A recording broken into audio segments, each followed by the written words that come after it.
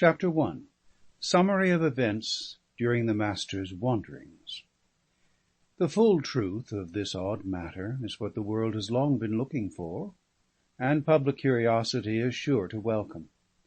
It so befell that I was intimately mingled with the last years and history of the house, and there does not live one man so able as myself to make these matters plain, or so desirous to narrate them faithfully. I knew the Master. On many secret steps of his career I have an authentic memoir in my hand. I sailed with him on his last voyage, almost alone. I made one upon that winter's journey, of which so many tales have gone abroad, and I was there at the man's death. As for my late Lord Durrisdeer, I served him and loved him near 20 years, and thought more of him the more I knew of him. Altogether, I think it not fit that so much evidence should perish. The truth is a debt I owe my lord's memory, and I think my old years will flow more smoothly, and my white hair lie quieter on the pillow, when the debt is paid. The Duries of Durrisdeer and Ballantrae were a strong family in the south-west from the days of David First. A rhyme still current in the countryside, "Kittle-folk o' the Durrisdeers, they ride wi' ower mony spears," bears the mark of its antiquity, and the name appears in another which common report attributes to Thomas of Ercildoune himself, I cannot say how truly, and which some have applied, I dare not say with how much justice, to the events of this narration. "Twa Duries in Durrisdeer, ane to tie and ane to ride. An ill day for the groom, and a waur day for the bride." Authentic history, besides, is filled with their exploits, which to our modern eyes seem not very commendable, and the family suffered its full share of those ups and downs to which the great houses of Scotland have been ever liable. But all these I pass over to come to that memorable year 1745, when the foundations of this tragedy were laid. At that time there dwelt a family of 4 persons in the house of Durrisdeer, near St. Bride's, on the Solway shore, a chief hold of their race since the Reformation. My old lord, 8th of the name, was not old in years, but he suffered prematurely from the disabilities of age. His place was at the chimney-side. There he sat reading, in a lined gown, with few words for any man, and wry words for none, the model of an old retired housekeeper, and yet his mind very well nourished with study, and reputed in the country to be more cunning than he seemed. The Master of Ballantrae, James in baptism, took from his father the love of serious reading, some of his tact perhaps as well, but that which was only policy in the father became black dissimulation in the son. The face of his behaviour was merely popular and wild. He sat late at wine, later at the cards, had the name in the country of an unco man for the lasses, and was ever in the front of broils. But for all he was the first to go in, yet it was observed he was invariably the best to come off, and his partners in mischief were usually alone to pay the piper. This luck or dexterity got him several ill-wishers, but with the rest of the country enhanced his reputation, so that great things were looked for in his future, when he should have gained more gravity. One very black mark he had to his name, but the matter was hushed up at the time, and so defaced by legends before I came into these parts that I scruple to set it down. If it was true, it was a horrid fact in one so young, and if false, it was a horrid calumny. I think it notable that he had always vaunted himself quite implacable, and was taken at his word, so that he had the addition among his neighbours of an ill man to cross. Here was altogether a young nobleman, not yet 24 in the year 45, who had made a figure in the country beyond his time of life. The less marvel, if there were less heard of the second son, Mr. Henry, my late Lord Durrisdeer, who was neither very bad nor yet very able, but an honest, solid sort of lad, like many of his neighbours. Little heard, I say, but indeed it was a case of little spoken. He was known among the salmon fishers in the Firth, for that was a sport which he assiduously followed. He was an excellent good horse-doctor besides, and took a chief hand, almost from a boy, in the management of the estates. How hard a part that was in the situation of that family none knows better than myself, nor yet with how little colour of justice a man may there acquire the reputation of a tyrant and a miser. The fourth person in the house was Miss Alison Graeme, a near kinswoman, an orphan, and the heir to a considerable fortune which her father had acquired in trade. This money was loudly called for by my lord's necessities. Indeed, the land was deeply mortgaged, and Miss Alison was designed accordingly to be the master's wife. Gladly enough on her side; with how much goodwill on his is another matter. She was a comely girl, and in those days very spirited and self-willed; for the old lord having no daughter of his own, and my lady being long dead, she had grown up as best she might. To these four came the news of Prince Charlie's landing, and set them presently by the ears. My lord, like the chimney-keeper that he was all for temporising. Miss Alison held the other side, because it appeared romantical; and the master, though I have heard they did not agree often, was for this once of her opinion. The adventure tempted him, as I conceived. He was tempted by the opportunity to raise the fortunes of the house, and not less by the hope of paying off his private liabilities, which were heavy beyond all opinion. As for Mr. Henry, it appears he said little enough at first. His part came later on. It took the three a whole day's disputation before they agreed to steer a middle course, one son going forth to strike a blow for King James, my lord and the other staying at home to keep in favour with King George. Doubtless this was my lord's decision, and, as is well known, it was the part played by many considerable families. But the one dispute settled, another opened.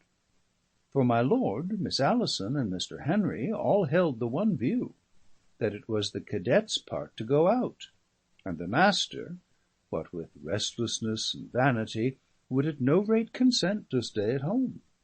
My lord pleaded, Miss Alison wept, Mr. Henry was very plain-spoken. All was of no avail. It is the direct heir of Durrisdeer that should ride by his king's bridle, says the master. If we were playing a manly part, says Mr. Henry, there might be sense in such talk. But what are we doing? Cheating at cards. We are saving the house of Durrisdeer, Henry, his father said. And see, James, said Mr. Henry, if I go and the prince has the upper hand, it will be easy to make your peace with King James. But if you go and the expedition fails, we divide the right and the title. And what shall I be then? You will be Lord Durrisdeer, said the master. I put all I have upon the table. I play at no such game, cries Mr. Henry. I shall be left in such a situation as no man of sense and honour could endure. I shall be neither fish nor flesh, he cried. And a little after he had another expression, plainer perhaps than he intended. It is your duty to be here with my father, said he. You know well enough you are the favourite. Ay, said the master, and there spoke envy. Would you trip up my heels, Jacob? Said he, and dwelled upon the name maliciously. Mr. Henry went and walked at the low end of the hall without reply, for he had an excellent gift of silence. Presently he came back. I am the cadet, and I should go, said he, and my lord here is the master, and he says I shall go. What say you to that, my brother? I say this, Harry, returned the master, that when very obstinate folk are met, there are only two ways out, blows, and I think none of us could care to go so far, or the arbitrament of chance. And here is a guinea-piece. Will you stand by the toss of a coin? I will stand and fall by it, said Mr. Henry. Heads I go, shield I stay. The coin was spun, and it fell shield. So there is a lesson for Jacob, says the master. We shall live to repent of this, says Mr. Henry, and flung out of the hall. As for Miss Alison, she caught up that piece of gold which had just sent her lover to the wars, and flung it clean through the family shield in the great painted window. If you loved me as well as I love you, you would have stayed, cried she. I could not love you, dear, so well, loved I not honour more, sang the master. Oh, she cried, you have no heart. I hope you may be killed. And she ran from the room and in tears to her own chamber. It seems the master turned to my lord with his most comical manner, and, says he, this looks like a devil of a wife. I think you are a devil of a son to me, cried his father, you that have always been the favourite, to my shame be it spoken. Never a good hour have I gotten of you since you were born. No, never one good hour, and repeated it again the third time. Whether it was the master's levity, or his insubordination, or Mr. Henry's word about the favourite son that had so much disturbed my lord, I do not know. But I incline to think it was the last, for I have it by all accounts that Mr. Henry was more than made up to from that hour. Altogether, it was in pretty ill blood with his family that the master rode to the north, which was the more sorrowful for others to remember when it seemed too late. By fear and favour he had scraped together near about a dozen men, principally tenants' sons. They were all pretty full when they set forth, and rode up the hill by the old abbey, roaring and singing, the white cockade in every hat. It was a desperate venture for so small a company to cross the most of Scotland unsupported, and, what made folk think so the more, even as that poor dozen was clattering up the hill, a great ship of the King's navy, that could have brought them under with a single boat, lay with her broad ensign streaming in the bay. The next afternoon, having given the master a fair start, it was Mr. Henry's turn, and he rode off all by himself to offer his sword and carry letters from his father to King George's government. Miss Alison was shut in her room, and did little but weep till both were gone. Only she stitched the cockade upon the master's hat, and, as John Paul told me, it was wetted with tears when he carried it down to him. In all that followed, Mr. Henry and my old lord were true to their bargain. That ever they accomplished anything is more than I could learn, and that they were anyway strong on the King's side more than I believe. But they kept the letter of loyalty, corresponded with my Lord President, sat still at home, and had little or no commerce with the master while that business lasted. Nor was he on his side more communicative. Miss Alison, indeed, was always sending him expresses, but I do not know if she had many answers. Macconochie rode for her once, and found the Highlanders before Carlisle, and the master riding by the prince's side in high favour.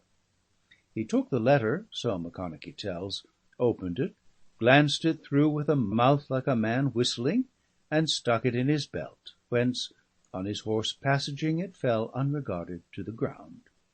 It was Macconochie who picked it up, and he still kept it, and indeed I have seen it in his hands. News came to Durrisdeer, of course, by the common report, as it goes travelling through a country, a thing always wonderful to me. By that means the family learned more of the master's favour with the prince, and the ground it was said to stand on, for by a strange condescension in a man so proud, only that he was a man still more ambitious, he was said to have crept into notability by truckling to the Irish.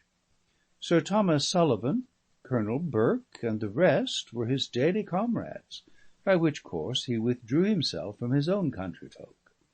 All the small intrigues he had a hand in fomenting, thwarted by Lord George upon 1,000 points, was always for the advice that seemed palatable to the prince, no matter if it was good or bad, and seems upon the whole, like the gambler he was all through life, to have had less regard to the chances of the campaign than to the greatness of favour he might aspire to, if by any luck it should succeed. For the rest, he did very well in the field. No one questioned that, for he was no coward. The next was the news of Culloden, which was brought to Durrisdeer by one of the tenant's sons, the only survivor, he declared, of all those that had gone singing up the hill. By an unfortunate chance, John Paul and Macconochie had that very morning found the guinea piece, which was the root of all the evil, sticking in a holly bush. They had been up the gate, as the servants say at Durrisdeer, to the change-house, and if they had little left of the guinea, they had less of their wits. What must John Paul do but burst into the hall where the family sat at dinner, and cry the news to them that Tam Macmorland was but new lickit at the door, and wirrawhirr there were nane to come behind him. They took the word in silence, like folk condemned, only Mr. Henry carrying his palm to his face, and Miss Alison laying her head outright upon her hands. As for my lord, he was like ashes. "I have still one son," says he, "and, Henry, I will do you this justice. It is the kinder that is left." It was a strange thing to say in such a moment, but my lord had never forgotten Mr. Henry's speech, and he had years of injustice on his conscience. Still, it was a strange thing, and more than Miss Alison could let pass. She broke out and blamed my lord for his unnatural words, and Mr. Henry because he was sitting there in safety when his brother lay dead, and herself because she had given her sweetheart ill words at his departure, calling him the flower of the flock, wringing her hands, protesting her love, and crying on him by his name, so that the servants stood astonished. Mr. Henry got to his feet, and stood holding his chair. It was he that was like ashes now. "Oh," he burst out suddenly, "I know you loved him." "The world knows that, glory be to God!" cries she. And then to Mr. Henry, "There is none but me to know one thing, that you were a traitor to him in your heart." "God knows," groans he, "it was love lost on both sides." Time went by in the house after that without much change, only they were now 3 instead of 4, which was a perpetual reminder of their loss. Miss Alison's money, you are to bear in mind, was highly needful for the estates, and the one brother being dead, my old lord soon set his heart upon her marrying the other. Day in, day out, he would work upon her, sitting by the chimney-side with his finger in his Latin book, and his eyes set upon her face with a kind of pleasant intentness that became the old gentleman very well. If she wept, he would condole with her like an ancient man that has seen worse times, and begins to think lightly even of sorrow. If she raged, he would fall to reading again in his Latin book, but always with some civil excuse. If she offered, as she often did, to let them have her money in the gift, he would show her how little it consisted with his honour, and remind her, even if he should consent, that Mr. Henry would certainly refuse. Non vi sed saepe cadendo was a favourite word of his, and no doubt this quiet persecution wore away much of her resolve. No doubt, besides, he had a great influence on the girl, having stood in the place of both her parents, and for that matter she was herself filled with the spirit of the Duries, and would have gone a great way for the glory of Durrisdeer. But not so far, I think, as to marry my poor patron, had it not been, strangely enough, for the circumstance of his extreme unpopularity. This was the work of Tam Macmorland. There was not much harm in Tam, but he had that grievous weakness, a long tongue, and as the only man in that country who had been out, or rather who had come in again, he was sure of listeners. Those that have the underhand in any fighting, I have observed, are ever anxious to persuade themselves they were betrayed. By Tam's account of it, the rebels had been betrayed at every turn, and by every officer they had. They had been betrayed at Derby, and betrayed at Falkirk. The night march was a step of treachery of my Lord George's, and Culloden was lost by the treachery of the Macdonalds. This habit of imputing treason grew upon the fool, till at last he must have in Mr. Henry also. Mr. Henry, by his account, had betrayed the lads of Durrisdeer. He had promised to follow with more men, and instead of that he had ridden to King George. "Ay, and the next day," Tam would cry, "the poor bonny master, and the poor kind lads that rade wi' him, were hardly over the score, or he was the Judas. Ay, weel, he has his way o't. He's to be my lord, nae less, and there's mony a cold corp among the Hieland heather." And at this, if Tam had been drinking, he would begin to weep. Let any one speak long enough, he will get believers. This view of Mr. Henry's behaviour crept about the country by little and little. It was talked upon by folk that knew the contrary, but were short of topics, and it was heard and believed and given out for gospel by the ignorant and the ill-willing. Mr. Henry began to be shunned. Yet a while, and the commons began to murmur as he went by, and the women, who are always the most bold because they are the most safe, to cry out their reproaches to his face. The master was cried up for a saint.